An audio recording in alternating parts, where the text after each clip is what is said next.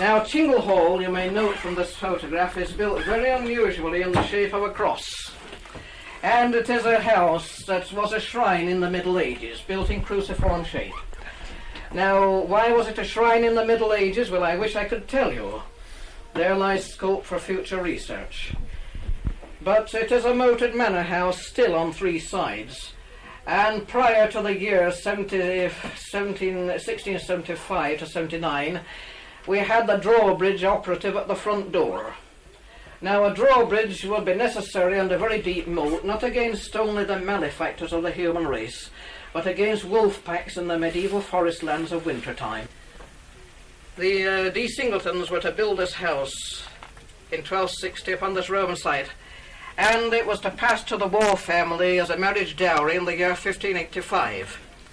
Consequently, you get St. John Wall, the Catholic martyr, the Franciscan, born here in 1620.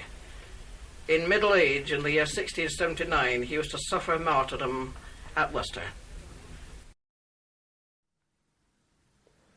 I first heard about Chingle Hall in the 1960s. There was an article in one of our local papers which told how two boys from Penrith had decided to become ghost hunters and spend a night at Chingle Hall near Preston.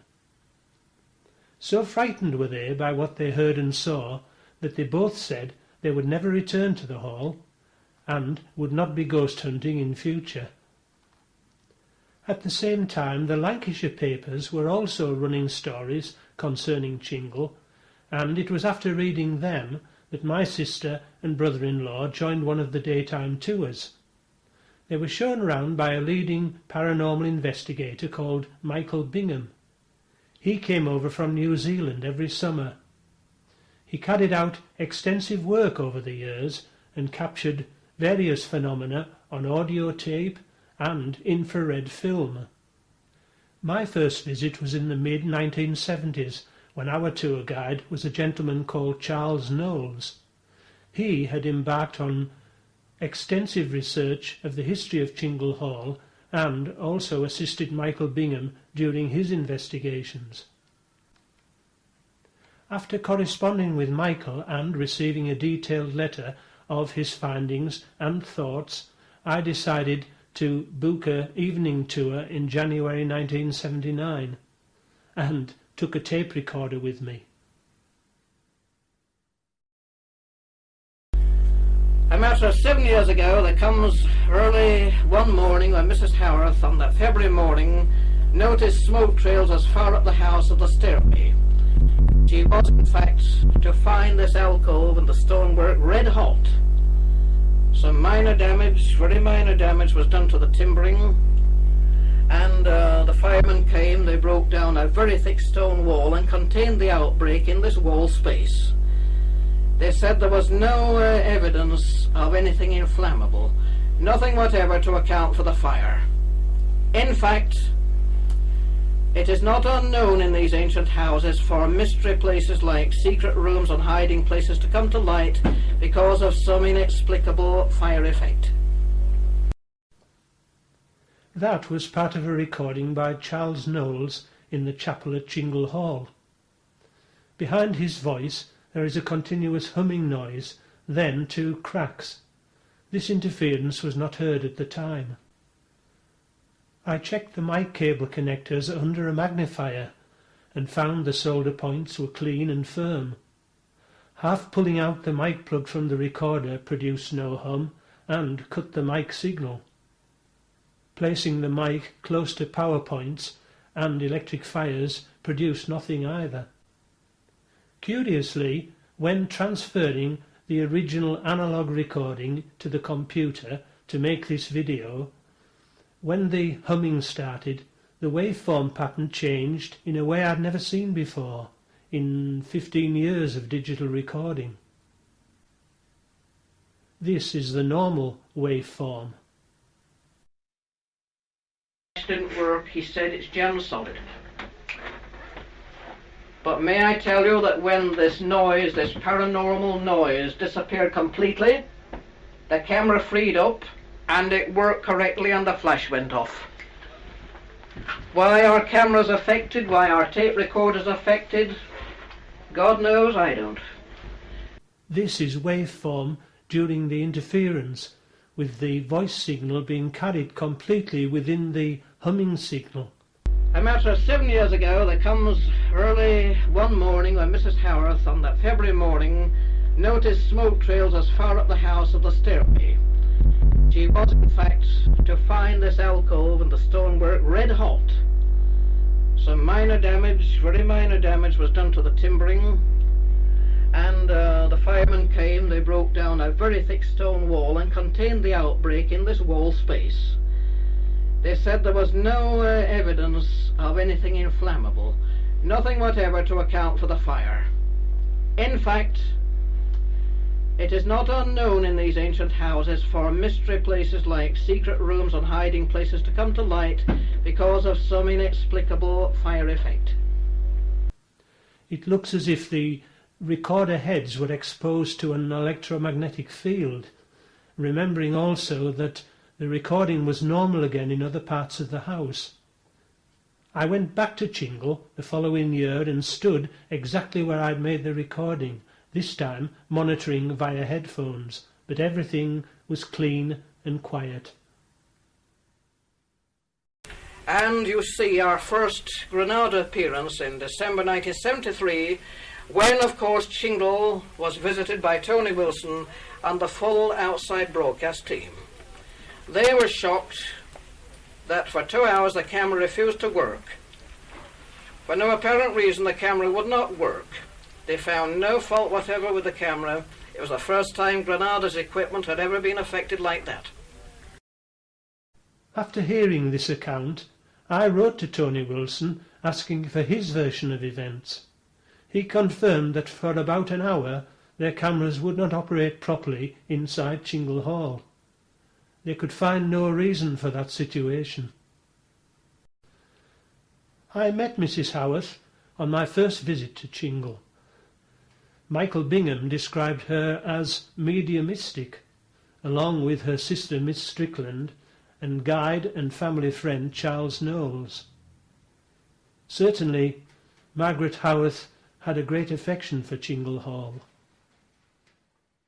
She said, "Mr. Knowles, I loved your tour, but I didn't want you to know I was blind." She said, "But you made me see it with your eyes." But she said, "I saw something else." She said, "You didn't know I was a medium and I wasn't going to tell you." But she said, "This brown-clad figure stood beside me." And she said, he touched me with his hand on the shoulder. He said, "Not St. John, call me Father John." There's only one Father John ever been here. Yes. And he said something else. He said a lovely lady, light-coloured hair, had only just gone to the spirit, and she was there. She wore sort of red anorak shirts, he said. Mrs. Howarth loved those sort of dragon shirts, you know. Yes, she did.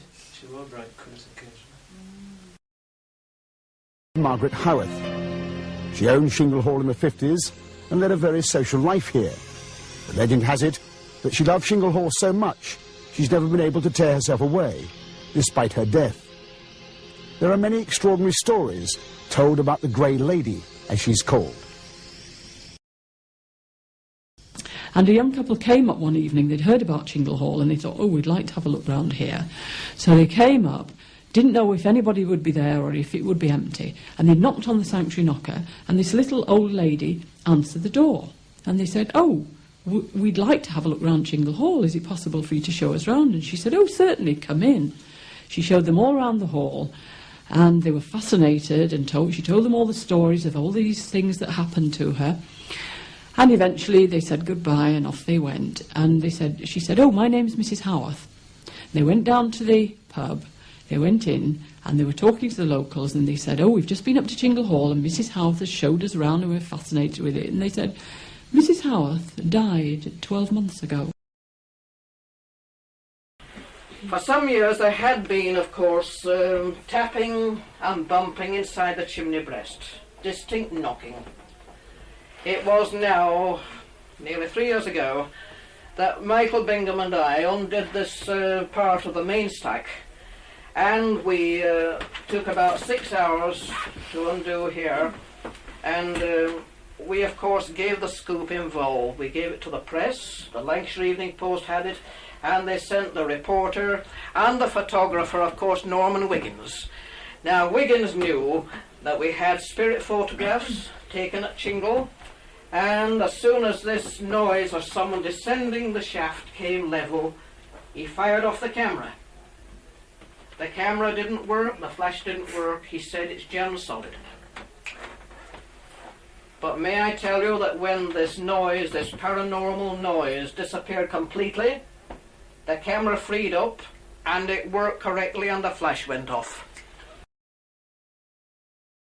We've had our moments of truth in this room.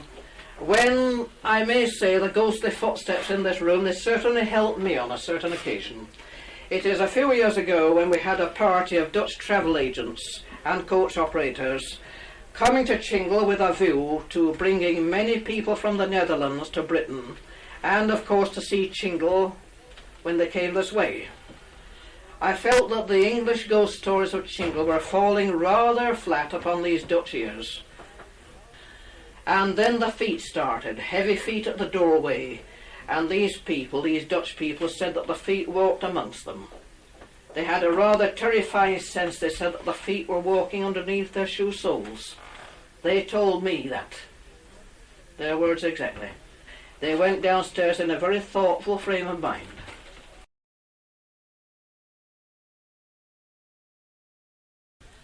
A party of ladies, a WY group from Lymm in Cheshire, were in this part of the house, and they all heard feet coming down the bridge to the front door. They made remarks like, oh, well, it can't be so-and-so, she's ill in bed. Or it's not so-and-so, she said she didn't want to come. And we found no one to account for those feet. Outside, total darkness, and a 50-seater Bedford safely locked up. We had the driver with us. And then there was a heavy knock on the door. It's just not similar. It's just nothing like when you knock the door. The sound's not like that. It's as though there's more in resonance, and it sounds like it's going throughout the whole house and through everything, through you. It's really a really bizarre sort of thing. It's as if it's not a human that's doing it. Eleanor de Singleton's story is quite different. She dates from the 16th century, and she is the centre of a quite horrific story in which it's difficult to distinguish fact from fiction. She was allegedly imprisoned and abused from a young age by her uncles in one of the rooms upstairs. Eleanor de Singleton was the last person from the de Singleton line to have the hall, and she was about 6 when her parents died. And she was then looked after by 2 uncles. She was kept in one room, which is the priest's room here at Chingle Hall. It's very hard to talk about, and people perhaps think it's a bit bizarre, but she was a victim of sexual abuse from 6 to 18 by her 2 uncles. And she had quite a lot of stillborn children, and she had 4 birthed children that actually breathed. Each one of these children were actually murdered and burned. And the last one was a hydrocephalic child with an enormous head that she died giving birth to. And a lot of the emotional trauma that she experienced in the room has somehow been locked in the atmosphere, and at times is replayed to people who walk into the room, especially women who often break down in floods of tears here, or they have fits, they feel faint or dizzy, and certainly lots of people have had a horrible experience in the room and have been taken out, not able to explain the feeling that's overcome them. No particular reason for it, just an overcome feeling of dread, horror, desolation, fear, and they've had to be taken out of the room and out of the hall. People do believe they've seen extraordinary things at Chingle. I will never go inside Chingle Hall again. I mean, there's just something so spooky about the place. I will not step foot inside Chingle Hall.